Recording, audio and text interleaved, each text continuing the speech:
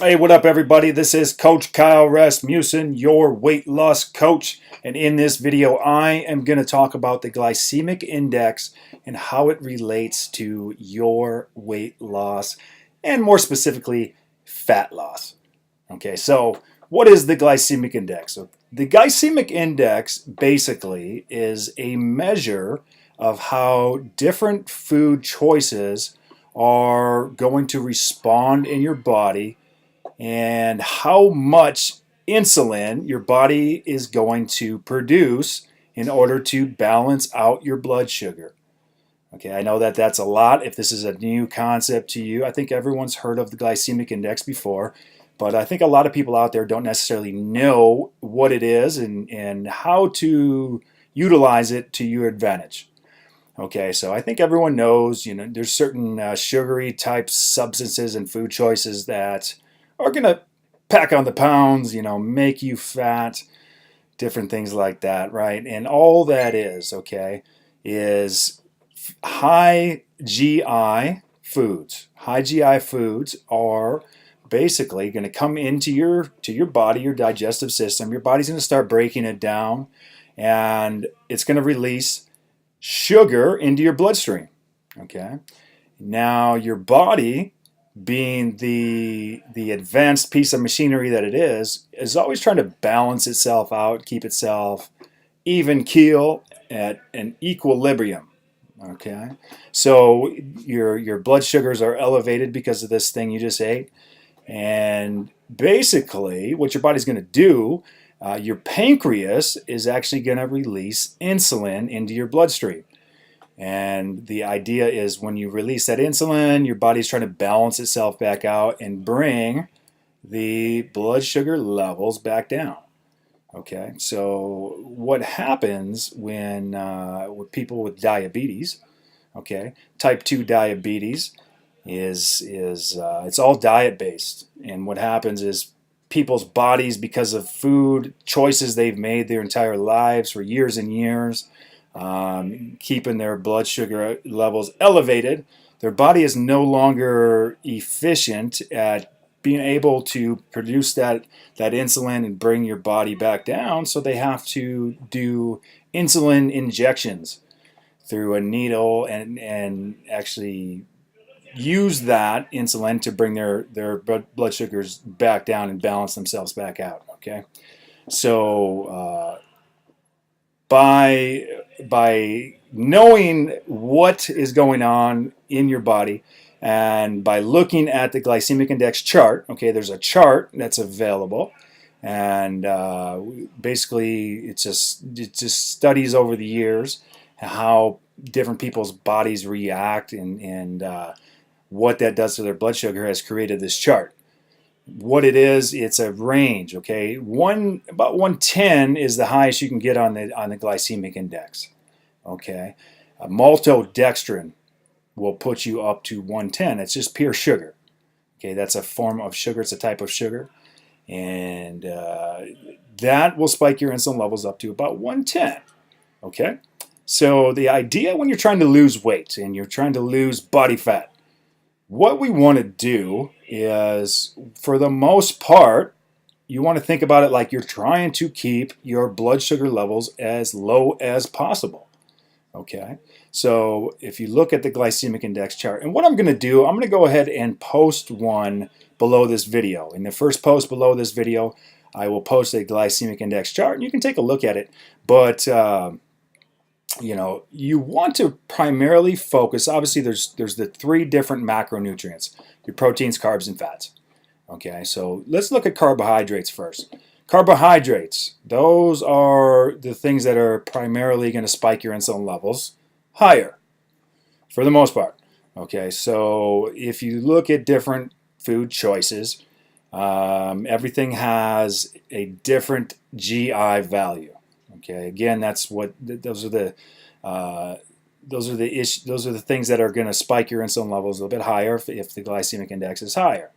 So, being that we're trying to keep our blood sugar low in order to lose weight, we're going to try to pick choices that have a low GI value.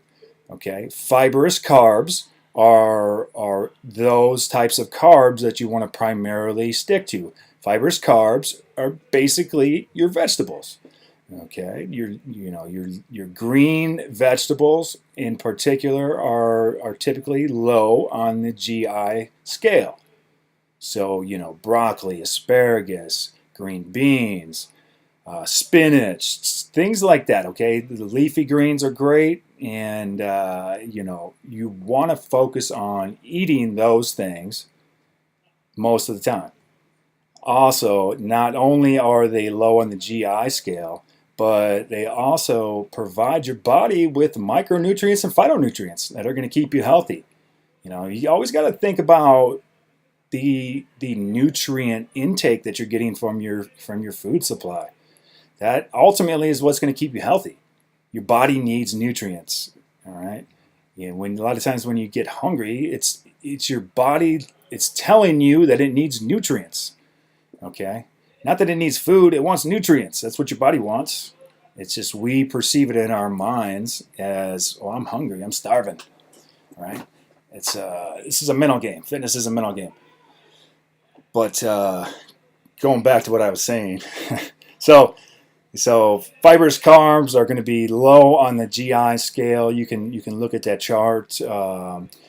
Okay, starchy carbs, which are going to be potatoes, your rices, a sweet potato, things of that nature. Your breads. Those things are going to be a little bit higher on the glycemic index.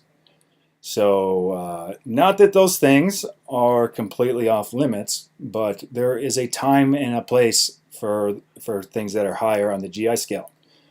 Okay, that time being directly following a workout, a resistance training workout. So if you're lifting weights and you're breaking down your muscle tissue, your body is going to enter into a very, very unique state where you're absolutely more receptive to utilizing those higher GI foods.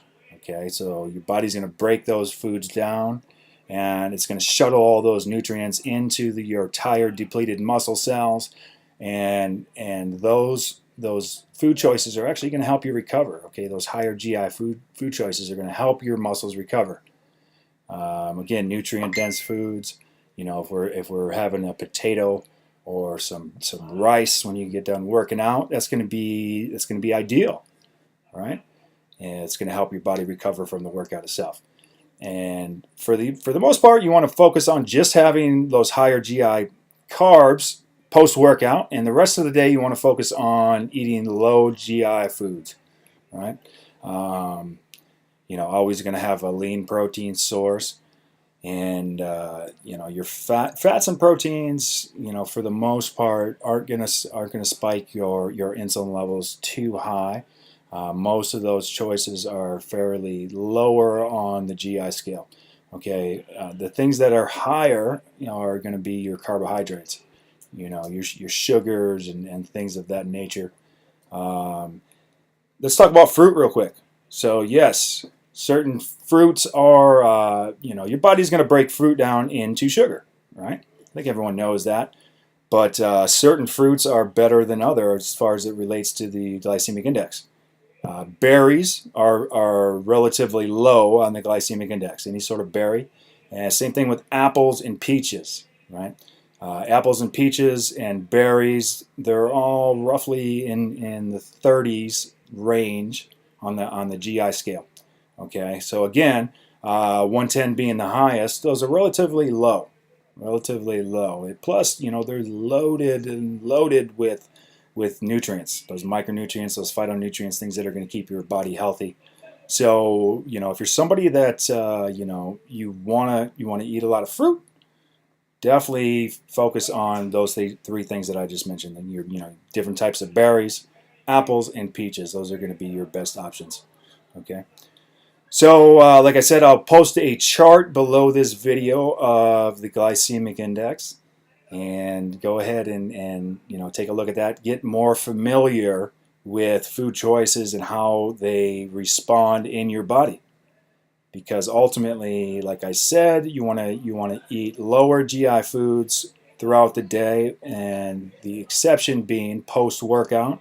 Your body's in a very unique state, and you can utilize those higher GI foods to your advantage.